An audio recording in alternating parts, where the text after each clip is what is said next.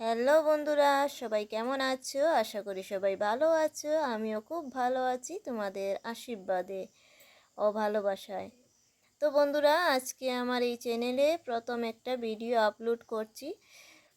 তো এটা হচ্ছে ব্লগ চ্যানেল। তো আপনারা সবাই আমার সাথে থাকবেন আর ভিডিও দেখতে থাকবেন।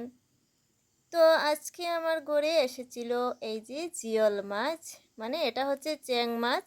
আর চ্যাং মাছটাকে আমি জলের মধ্যে ডুবিয়ে রাখলাম সাঁতার কাটার জন্য। ওরা খুব সুন্দর করে সাঁতার কাটছে।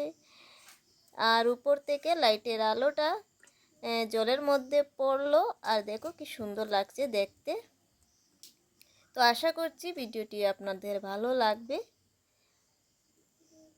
তো রাত্রিবেলা রান্না করতে গিয়ে এই যে দেখলাম যে কচি শিম এসেছে বাজার থেকে। তো আমি শিমগুলো কেটে নিয়েছি, আলু আর শিম। তো আলু আর শিম দিয়ে আজকে আমি মাছের তরকারি রান্না করব।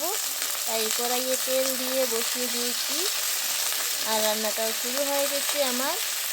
আর ভাত রান্না শেষ, ভাতটা রান্না করে নিয়েছি। এই যে ভাত রান্না করে নিয়েছি,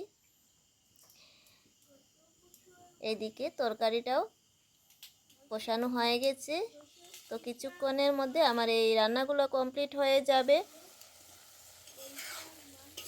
সব মশলা টশলা দিয়ে ভালো করে কষিয়ে নেব সবজিটা। আসলে বন্ধুরা, শীতকালে এইভাবে চুলোতে রান্না করতে খুবই ভালো লাগে, কারণ ঠান্ডা থাকে। আর ঠান্ডার মধ্যে যদি আগুনের তাপ লাগে তাহলে অনেকই ভালো লাগে।